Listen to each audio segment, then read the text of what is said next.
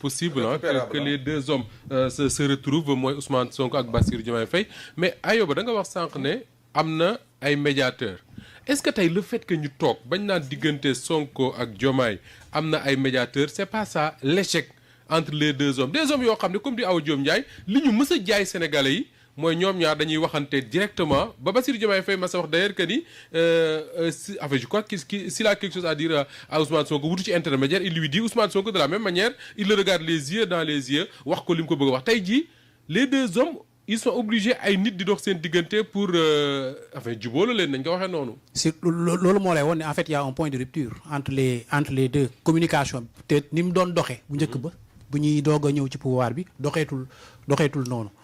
à un moment donné il y a quelque chose qui s'est cassé ba waral tey jii bu amee point de divergence bu toll ni Ousmane Sonko taxaw wax ni diw mii dafa war a deñ président bi ñëw tose acte ni kii dama koy confirmer tey jii mu war a am ñu dox ci diggante bi pour ñoom ñaar ñu dajewaat c'est-à-dire mu amul communication entre ñaam ñaar sur ce point précis. Oui. parce que bu fekkoon am na communication bi mi ngi jàll ba léegi ñoom ñaar Ousmane Sonko du jar muy dem ba ci meeting ba dafa wax ni président dafa war a dindi kii ak kii. te dafa wax naa ne am na lu ñuy ruumandaat. waaw am na lu ñuy ruumandaat ci suuf. exact am na ku ñu ci bëgg a teg waaye kooku mënul doon su fekkoon ñoom ñaar seen communication mi ngi fluide ba léegi Ousmane Sonko il n'aurait pas besoin dem ba fële ci parking stade Léopold Sédar Senghor devant des centaines de milliers de personnes di ko fa wax. en public kon day fekk wax na ko ba ñoom ñaar ñu waxtaan ci ba tënk ci ba loolu daal di féetee boor mais bu ñu demee ba yegg ci ay nit war a dox ci diggante bi pour ñoom ñaar ku nekk lâcher du lest.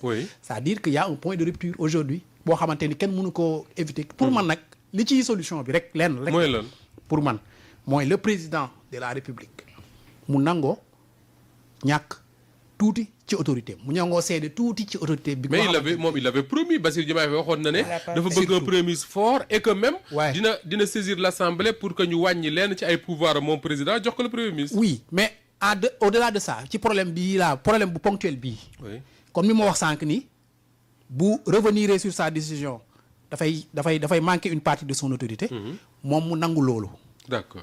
moi je suis pour que mu revenir sur sa décision. est-ce que li gënoon a yomb tey Ayoba nekkul woon d'autant plus que c'est politique. oui li gënoon a yomb nekkul woon li ñuy gis sax ci yenn réew tubaab yi par exemple Macron ñëpp xam nañ ne dafa jiite mouvement.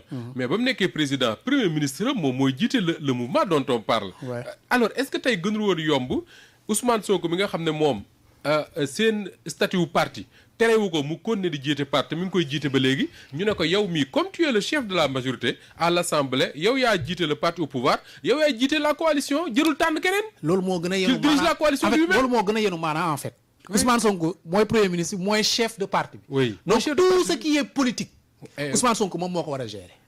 tout ce qui est politique bu fekkee dafa war a am benn coalition bu dee war a restructurer la coalition c'est Ousmane Sonko qui doit diriger les travaux c'est lui qui doit donner les orientations. Oui. Le président lui il s'occupe entièrement du pays de l'État ak la politique bi nga xamante ni tey jii Ousmane Sonko moom moo ko war a doxal moom il ne s'occupe que de ça te surtout boo xoolee ci anam bi mu ñëwee au pouvoir parce que loolu duñu mës a taayiti di ko rappeler l'idéal c'était que Ousmane Sonko moom moo nekkoon le candidat ñàkk doon candidat Ousmane Sonko moo tax mu joxoñ le président Bassirou Diomaye Faye am ci moom kóolute moo tax aussi mu joxoñ ko loolu moom pour man warul mos fàtte loolu et pour man loolu war na tax tey jii bu yëfi eggee ba fii mu nangu céder une partie de son autorité revenir sur sa décision jox Ousmane Sonko lenge politique yi mu doxal coalition bi ni mu ko déggee comme c'est le chef du parti que c'est le président du parti Pastef après moom mu occupé wu exclusivement aux affaires. D'accord. Alors Pape Sané comme le dit notre ami docteur Adama Sadio boo demee tey ci réew yu mag yi muy Donald Trump jiitewul le parti républicain bi nga xam ne moo ko yóbbu au pouvoir. mais kenn du fa décider lu ko neexul. Emmanuel Macron ak son mouvement la même chose dans d'autres pays c'est la même chose est-ce que tey jii li gën a yomb pour sauver ce qui est encore possible de le faire mooy Ousmane Sonko moom moo jiite Pastef. moom moo jiite la majorité parlementaire à l'Assemblée parce que député fa nekk ci waa partem lañ bokk ñu ne ko la coalition qu'il s'appelle Diomaye président ou Jubbanti Sénégal enfin jubal jubbanti ou apte sa coalition là. mais tout à fait moo tax ma ne c'est-à-dire l'avènement de Bassirou Diomaye Faye à la tête du Sénégal c'est inédit. c'est inédit. mooy président bi nga xam ne nekkoo leader de parti. yoroo appareil politique sa loxo. nga egsi au cœur de la présidence. Oui. C'est-à-dire moom il devait avoir la présidence la plus aisé. aisée. Moom il devait avoir la présidence la plus aisée. Oui. C'est-à-dire que je crois que c'est là où yenn pourfendeurs yi ont réussi ne ko waroo nangu nekk le roi d'Angleterre quoi. Oui, sans pouvoir. Sans pouvoir. sans pouvoir.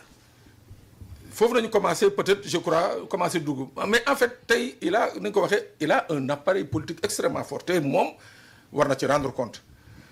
Ah mais il fait partie des ñi nga xam ne ñoo monté l'appareil. waaw Oui. non c'est-à-dire mu rendre ci compte mooy comment en l'espace de 10 ans. Je dis bien Moussa Ba nga xool bu baax sur histoire politique du Sénégal ñii fi opposé wu dëgg ñu reconnaître la ils ont fait plus de 30 ans wala 25 ans. balaa sax ñuy soog a am benn once de reconnaissance. parce que ñu réussir ko ci 10 ans accéder au pouvoir la personne d'Ousmane Sonko nag il ne faut pas du tout tamit nit ñi fàtte ko parce que nag tey bu Pastef egsee fii. C'est ça, il a donné de sa personne. il a donné de sa personne. loolu mooy dëgg nag. waaw il a été au cœur de tous les combats il a été à l'avant-garde de tout. il a privé sa famille privé ses proches privé lépp pour am ay députés am ay maires am ay présidents conseil donc tey président Bassirou Diomaye moom bi mu egsee dafa waroon ne non man léegi damay noppalu am naa un premier ministre bi nga xam ne qui a l'appareil politique de mon parti man li ma war a def mooy les urgences de l'État ma xool nan laa koy imprimer. Oui, d'autant que moom ci boppam le président de la République jàkkaarloo na ak sénégalais yi mu ne leen dès que ñu fal ma j'ai démissionné de mon poste de secrétaire général de mon parti pourquoi dama bëgg a nekk au-dessus des chapelles politiques pour apaiser réew mi apaiser l'espace politique. Mais là malheureusement je ne sais pas si Sincèrement, il n'avait pas à intervenir. il a dit le président l'a dit. Oui, malheureusement là il participe à créer de la tension. Voilà, dans ta question tu amènes même la solution. C'est-à-dire moom waxoon na ko. Il avait dit faire taire toutes les querelles toutes les supputations moom bàyyi na lépp. mais tey kii nga xam ne mooy premier ministre c'est-à-dire waroon na mun a tey jii waxuma sax ñu yokkal ko ay. mais Diomaye moo ko promettre. waaw mais kooku jarul promettre mu ngi ci biir constitution 2001 bi c'est-à-dire boo gisee Wade ne l'avait pas entériné ak Idrissa Seck mooy justement c'est bis bi qu'il y avait mais mu ngi ci biir constitution bi kooku jarul dem assemblée de moom na jël décret rek. loolu nag foofu laa jàpp ne que nag waroon na gën a dooleel li nga xam ne mooy Pastef. dooleel ko pour le reste à venir parce que nag tamit ils sont encore jeunes. oui. seen longévité au pouvoir mandat bi moo koy déterminer. Absolument. waaw suñu mënul fexe ba sénégalais yi accroché wu par rapport ak ñoom li ñu waxoon sénégalais yi gis des débuts de solution mooy que il va sans dire que lii xale yi di wax mos dem moo fi am. donc yàlla nañ ci yàlla musal mais Moussa va juste rek ma eggalee foofu. parce que allez-y ñu daaneel foofu jox Awa Diop. waaw dafa am benn waay bu ma ko waxul dana ma rey bàcc Kandji la tudd. waxal ci kaw Pape yaa ngi ci micro bi. benn waay mu ngi tudd Bàcc Kandji. il est à Ziguinchor c'est l'un des plus grands tauliers. mu ne Awa Diop Ndiaye wax fa dëgg yàlla ak Moustapha Diop aywa yow tuddagu la yow li mu la wax dinaa la ko wax mu ne non yéen ñaar tant que yéen ñëwu leen Ziguinchor.